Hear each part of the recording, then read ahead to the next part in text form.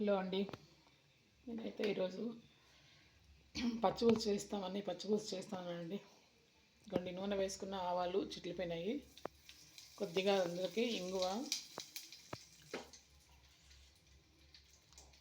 అండి, కరివేపాకు.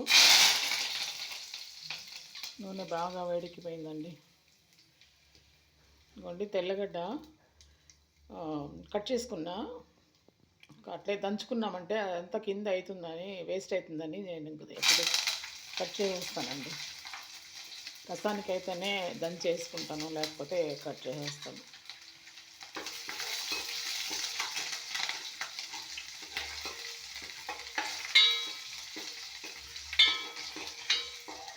ఇది కొంచెం వేగిన తర్వాత ఆనియన్, దీనికైతే ఆనియన్ బాగా వేసుకోవాలి.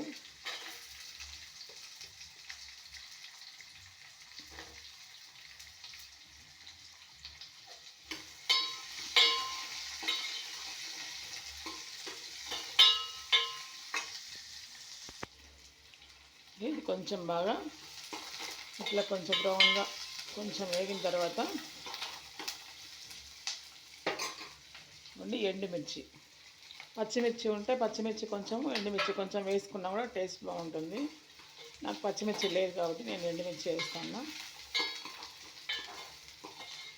పచ్చిమిర్చి వేస్తే ఇంకా బాగుంటుందండి. ఇంకా ఒక 2 వేసుకున్నామంటే ఇంకా బాగా స్మెల్ బాగా వస్తుంది, కొంచెం స్పైసీగా బాగుంటుంది. తగినంత పసుపు,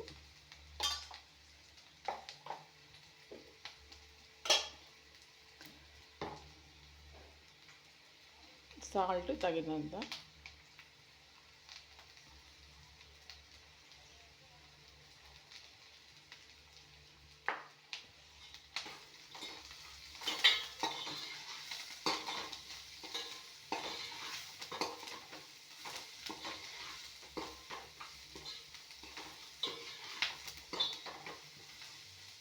సాల్ట్ పసుపు వేసుకున్నామంటే ఆనియన్ ఇంకా కొంత తొందరగా వేగిపోతుందండి. ఇది బాగా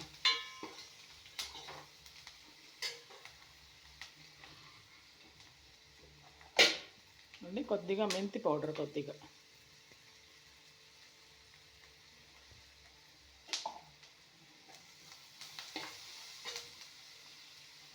ఇప్పుడు మనం చింతపండు కలిపి పెట్టుకున్నాం కదా, దాన్ని చింతపండు నానబెట్టి చింతపండు కలిపి పెట్టుకుందాం. ఇది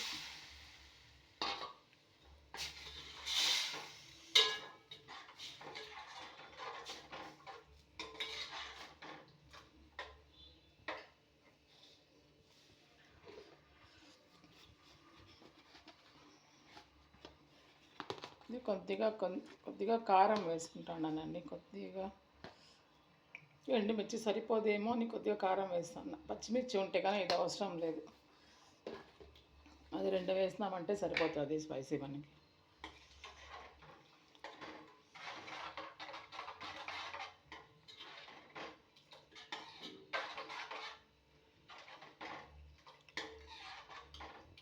బాగుంటుందండి ఇది వేడిగా రైస్లోకి, ముద్దలేకి. అసలు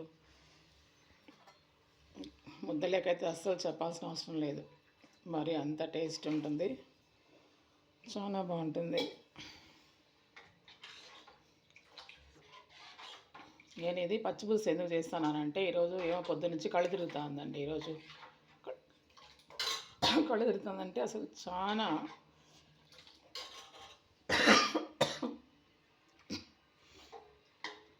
బాగా తిరుగుతుంది. ఏమి చేసుకోలేకపోయేంతగా ఉండింది ఈరోజు పొద్దున్నుంచి. సరే, ఏదో పెద్దవాళ్ళు చెప్తా ఉంటారు కదా, కొద్దిగా పిక్కిలు అట్లా తింటే కానీ కొంచెం కారం పులుపు తక్కువ, లో బీపీ అనుకున్నా కూడా తగ్గుతుంది బాగా అనేసి, అందుకని పచ్చిపులుసు చేసుకుంటే బాగుంటుందేమో అనేసి ఈరోజు పచ్చిపులుసు చేస్తానండి. ఇంకోండి రైస్ అయితే అయిపోయింది. ఇంకా అది ఉడికిన తర్వాత కొంచెము ఇది శనగగింజలు వేయించి పెట్టుకున్నాను. దీంట్లో ఒక హాఫ్ వేస్తే కూడా చాలు, పౌడర్ చేసుకొని. కాకపోతే పౌడర్ కొంచెం ఎక్స్ట్రా చేసి పెట్టుకుంటే మనకు అవసరానికి దానికన్నా తాళింపులకు ఉంటుందని కొంచెం ఎక్కువగానే వేసి పెట్టుకుంటాను. ఇప్పుడు ఆ పౌడర్ అయిపోయింది కాబట్టి మళ్ళీ వేసుకుంటాను. ఇది పౌడర్ వేసేసి ఇది ఉడికి దించుకునేటప్పుడు మనము దీన్ని వేసేసి ఈ పౌడర్ వేసి కలబెట్టి దించుకున్నామంటే బాగుంటుందండి. కొంతసేపు ఉడకాలి. అట్లయితే ఒక 5 నిమిషాలు ఉడికిన తర్వాత ఇది బాగా టేస్ట్ ఇస్తుంది. ఉంటే దీనికి కొత్తిమీర వేసుకోవచ్చు, బాగుంటుంది, ఇంకా బాగుంటుంది. ఉడకనిద్దాం కాసేపు. ఇదిగోండి 5 మినిట్స్ అయిపోయిందండి. ఇదైతే ఉడుకుతా ఉంది ఇంకా కొంచెము. ఇవ్వండి ఓన్లీ ఎగ్ మట్టుకు, ఇంట్లో ఆనియన్ ఏమి వేయలేదు. నూనె వేసి ఆవాలు వేసి పోపు పెట్టుకున్నా. అది ఎగ్ కొట్టేసిన తర్వాత, ఎగ్ కొంచెం వేగిన తర్వాత సాల్ట్ కొద్దిగా మిరప్పొడి వేస్తానండి, అంతే. దీనికి కొంచెం ఆనియన్ పౌడర్ నమిలి తినలేని వాళ్ళు ఉంటాం కదా ఇంట్లో, వాళ్ళ కోసం అయితే ఇట్లా చేసుకుంటే బాగుంటుంది, ఈజీగా తినేస్తాం.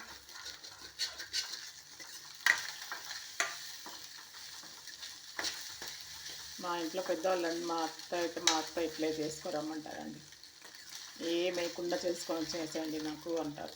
దానికోసం అయితే అట్లా చేస్తాం. ఇదిగోండి ఇది బాగా కొంచెం ఉడికిపోవచ్చింది.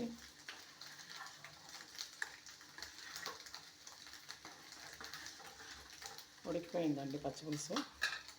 ఇందులోకి ఇదిగోండి శనగగింజల పౌడర్,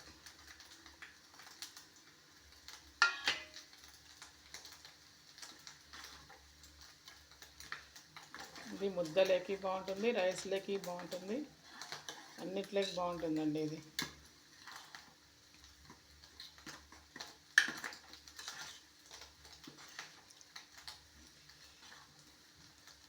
ఇది 2 days కూడా బాగుంటుంది మనకి. కాకపోతే కొంచెం శనగగింజల పౌడర్ వేసినాం కాబట్టి, ఒకవేళ ఈరోజు మిగిలిందంటే మనం రేపటికి వాడుకోవాలనుకుంటే మాత్రం ఫ్రిడ్జ్లో పెట్టుకుంటే మాత్రం రేపటికి బాగుంటుంది.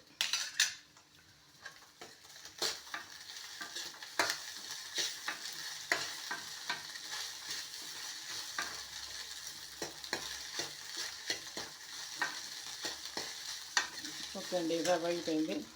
ఇదే అండి మా లంచ్ అయితే ఈరోజు. ఇదిగోండి కొత్తిమీర మా తోటలో వడ్డీ, అప్పటికప్పుడు కొద్దిగా ఆయన కూడా స్మెల్ ఎంత బాగుందండి. స్మెల్ ఎంత మంచి స్మెల్ వస్తుందంటే అంత మంచి స్మెల్ వస్తుంది. అప్పటికప్పుడు కోసుకోవచ్చు. ఇట్లా వేసుకున్నామంటే మనము కట్టలు మనమేం పంట పెట్టాల్సిన అవసరం లేదండి. ఇండ్ల కాడ కొద్దిగా వేసుకున్నామంటే మనకు సరిపోతుంది మరి.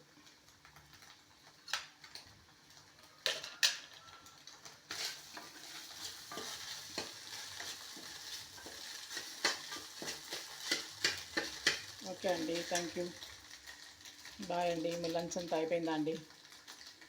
థ్యాంక్ యూ అండి.